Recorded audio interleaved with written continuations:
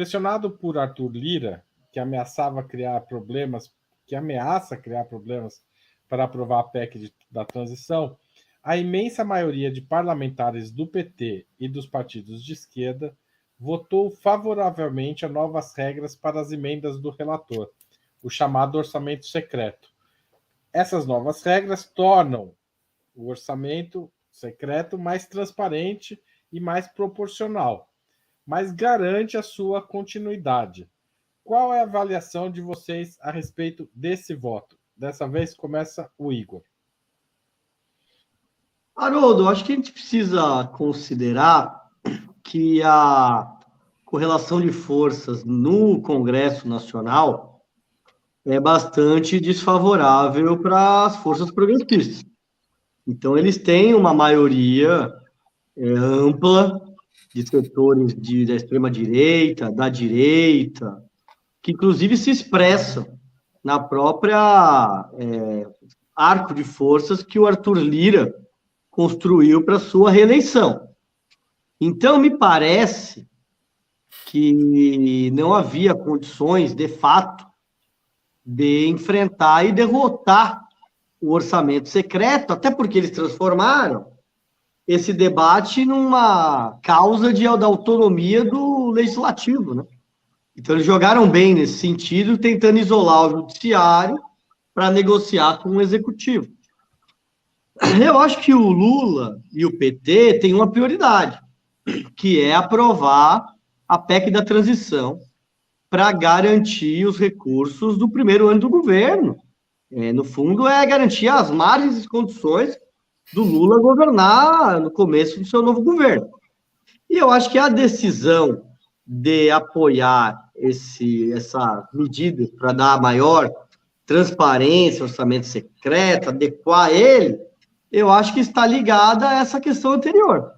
Se a prioridade é aprovar a PEC da transição, então vai se fazer um acordo com o Arthur Lira e com as forças que o sustentam para garantir a manutenção do orçamento, agora menos secreto do que era antes, e garantir a aprovação da PEC da transição.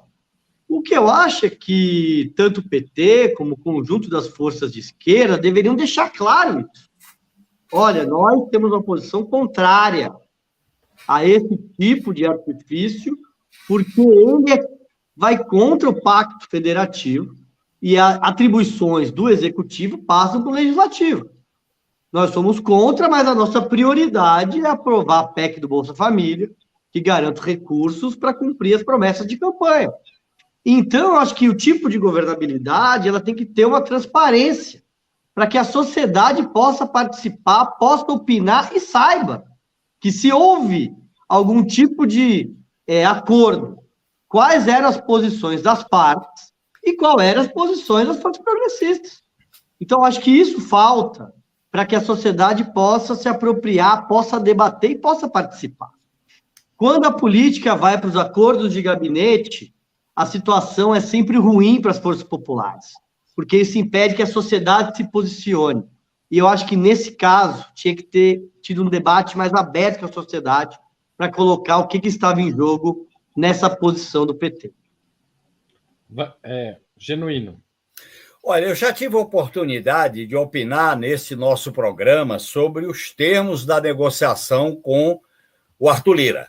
Eu acho que nós valorizamos demais, aceitamos o jogo colocado pelo Arthur Lira. Em primeiro lugar, é correto negociar a tramitação da PEC do Bolsa Família, porque é mexer com o teto de gastos para garantir o atendimento da população mais carente e mais pobre. Agora, nós apressamos em manifestar o apoio a ele. Eu acho que a gente apressou. A gente podia ter defendido o critério da proporcionalidade. O maior partido, a maior coligação indica o presidente, sem necessariamente a gente expressar esse apoio. Segundo, sobre o orçamento secreto, a gente devia ter dito o seguinte: olha, ele está no âmbito do Supremo Tribunal Federal, não é de competência nossa, nós temos uma posição contrária ao orçamento secreto, vamos esperar as resoluções ou a resolução do Supremo Tribunal Federal. Eu acho que a gente deveria ter marcado melhor a nossa posição, porque o Arthur Lira, em nome da aprovação da PEC do Bolsa Família, ele está colocando na conta do PT parte do orçamento secreto e da sua própria eleição, a reeleição dele para presidente da Câmara. Eu acho que a negociação devia ter sido mais cuidadosa, mais precisa em relação ao presidente da Câmara, considerando a pessoa que é, o deputado que é, o Arthur Lira, considerando a sua base de sustentação, que é da direita mais fisiológica, considerando que ele não é uma liderança de confiança, não é uma liderança como, por exemplo, com o perfil do que é o presidente do Senado. A gente devia ter tido mais cautela nas negociações com Arthur Lira. Isso tinha a ver com essa votação sobre o orçamento secreto. Eu acho que essa coisa não está bem resolvida. Eu assisti hoje algo que não me atende do ponto de vista democrático. O presidente do Senado recebe um ministro do Supremo que ainda não declinou o seu voto para ver quais eram os termos do projeto de resolução. Então, eu acho que essa mistura de papéis entre o Supremo e entre o Legislativo, isso não é bom para o funcionamento e a harmonia dos poderes. Eu acho que há uma intromissão, uma interpenetração de competência nessa questão. E eu acho que o orçamento secreto ele é uma aberração, ele tem que deixar de existir. Se querem aprovar emenda de relator, emenda de deputado, aprove com total transparência e ponto final. Aí é a competência do Congresso. Mas nada de ser secreto.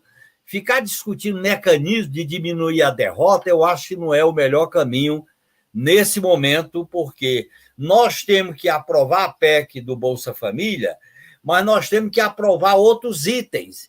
E nós temos que garantir a nossa própria identidade, o nosso próprio perfil na polarização à esquerda. Eu sempre digo, a frente é amplíssima, mas se não tiver um polo à esquerda, ela vai se diluir, ela vai se enfraquecer, porque vem a pressão do mercado, o mercado impõe suas tutelas e a gente fica sem capacidade de reação, de mobilização.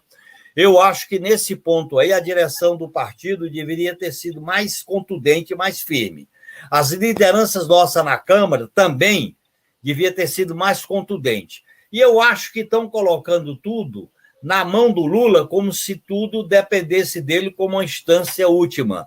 Nós temos que criar um sistema político de respaldo, mas também de para-raio, de amortecedor desse momento de negociação com o Congresso Nacional. Eu acho que está tendo algumas falhas, está tendo alguns problemas que eu espero que, no andar da carruagem, a gente resolva.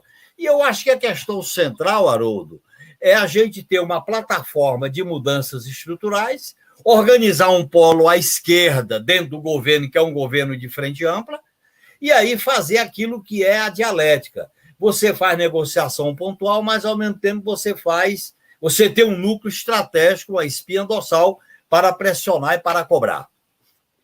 Tá certo. Vanessa, e você, como tem visto aí as movimentações do Lira e a reação da esquerda? Muito bem. Eu concordo com a visão aí, tanto do Genuíno quanto do Igor.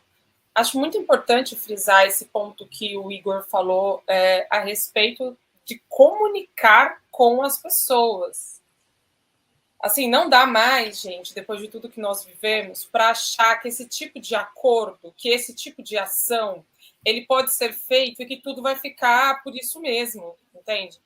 Qualquer mínima coisa hoje, falha de comunicação, mal entendimento, está sendo usado politicamente e vai ser usado como munição contra esse governo.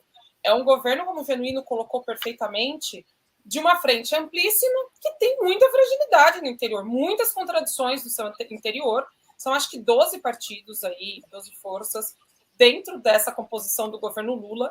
É insano agregar aí e trazer os interesses de todas elas. Vai ter ruptura dentro dessa frente, vai ter problema dentro dessa frente. Agora, a emenda de relator, né, que é o orçamento secreto, ela é uma vergonha, para dizer assim, para ser bastante simplória, porque, veja, a questão da falta de transparência é o principal problema, com certeza, que agora a gente, com essa medida que foi aprovada, tenta resolver.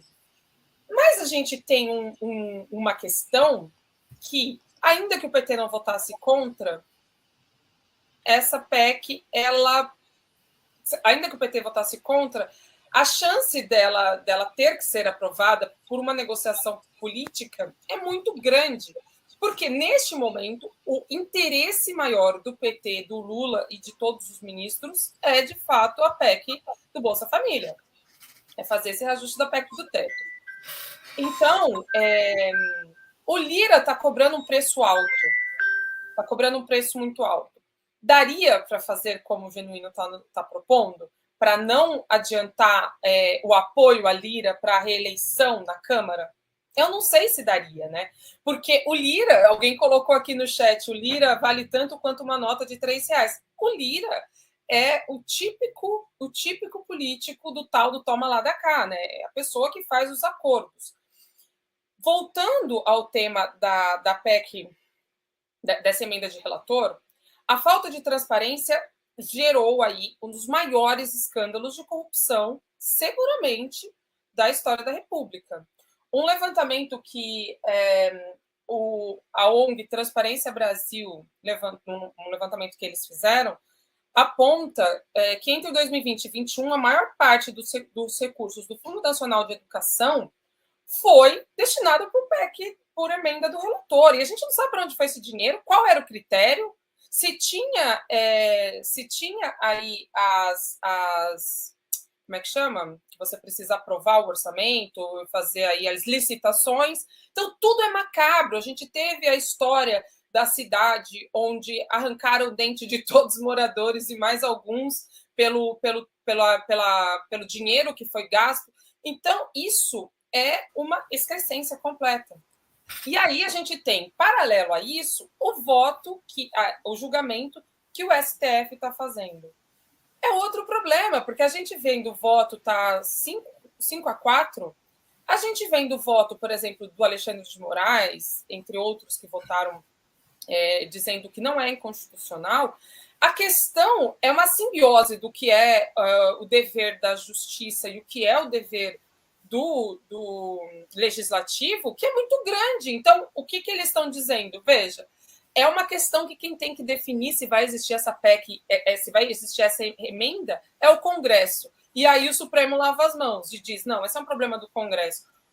O Supremo está se metendo tanto em temas políticos, mas tanto que, veja, tem essa situação que você coloca, ministro do Supremo se encontrando com o Lira para fazer um acordo, para ver como é que vai ficar a votação do Supremo, para ver se vai derrubar ou não. Então, assim, é uma imoralidade tamanha, e a questão passa por, teremos força para derrubar isso? Ou, de novo, o Lira vai ser mais forte que o governo e vamos ter aí um presidencialismo meio que frouxo, em que beira o parlamentarismo com essa força que o Congresso tem tomado no governo Bolsonaro. Essa é a questão da ordem do dia, e o governo vai ter que se debruçar sobre isso, e vai ser uma questão dificílima aí para o Rui Costa, que vai ter que fazer articulações e achar um bom termo para conseguir governar a partir de 23.